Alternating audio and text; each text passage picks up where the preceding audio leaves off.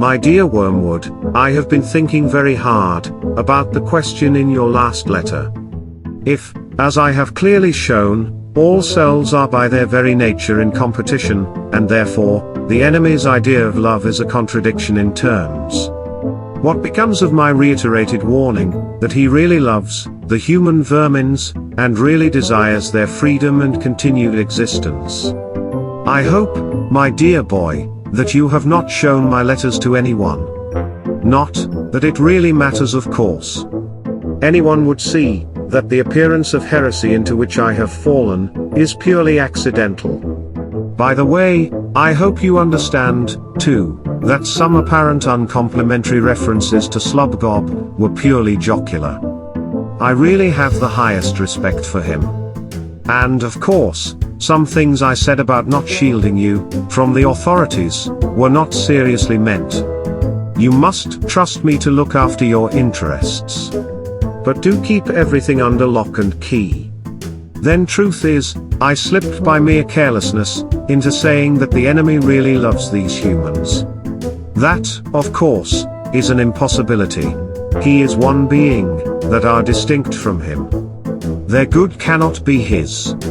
All his talk about love must be a disguise for something else. He must have some real motive for creating them, and taking so much trouble about them. The reason one comes to talk as if he really had an impossible love, is our utter failure to find out that real motive.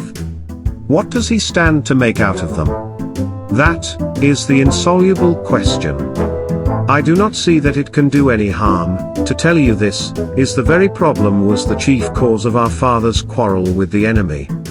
When the creature of man was first moted, and when, even at that stage, the enemy freely confessed that he foresaw a certain episode about a cross, our father very naturally sought an interview and asked for an explanation.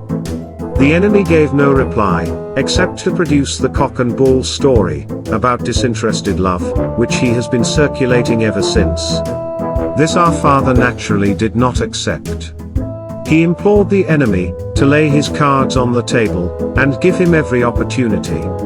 He admitted that he felt a real anxiety to know the secret. The enemy replied, "I wish with all my heart that you did."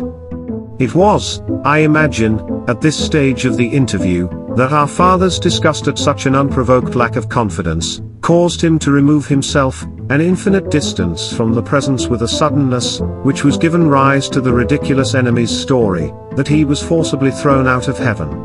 Since then, we have begun to see why our oppressor is so secretive. His throne depends on the secret. Members of his faction frequently admitted that, if ever they came to understand what he meant by love, the war would be over, and we should re-enter heaven. And there lies the great task. We know that he cannot really love, nobody can, it doesn't make sense, if you could only find out what he's really up to. Hypothesis after hypothesis has been tried, and still we can't find out. Yet, we must never lose hope.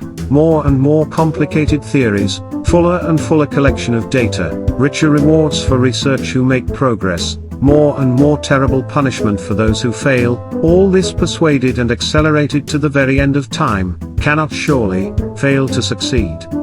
You complain in my last letter does not make it clear whether I regard being in love as a desirable state for humans or not. But really, Wormwood, this is the sort of question one expects them to ask. Leave them to discuss whether love, or patriotism, or celibacy, or candles on the altar, or teetotalism, or education is good or bad. Can't you see there's no answer? Nothing matters at all except the tendency to a given state of mind, in given circumstances, to move a particular patient to a particular moment near to the enemy or nearer to us. Thus, it would be quite a good thing to make the patient decide that love is good or bad. If he is an arrogant man with a contempt for the body really based on delicacy but mistaken by him for purity, the one who takes pleasure in flouting what most of his fellows approve, by all means, let him decide against love. Instill into him an overwhelming asceticism, and then, when you have separated his sexuality from all that might humanize it, weigh in on him with it in some much more brutal and cynical form. If, on the other hand, he is an emotional, gullible man, feed him on the minor poets and fifth-rate novelist of old school until you have made him believe that love is both irresistible and somehow intrinsically meritorious. Yes, I believe it's not much help, I grant you, in producing casual and chastity, but it is an incomparable recipe for prolonged, noble, romantic, tragic adulteries ending, if all goes well, in murders and suicides. Failing that, it can be used to steer the patient into a useful marriage. For marriage, though the enemy's invention, has many uses.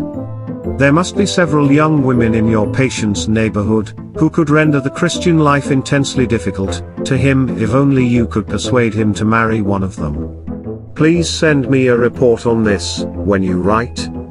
In the meantime, get it quite clear in your own mind that the state of falling in love is not, in of itself, necessarily favorable either to us or to the other side. It is simply an occasion which we, and the enemy, are both trying to exploit. Like most of the other things which humans are excited about, such as health and sickness, age and youth, or war and peace, it is, from the point of view of a spiritual life, mainly, raw material. Your affectionate uncle, Screwtape.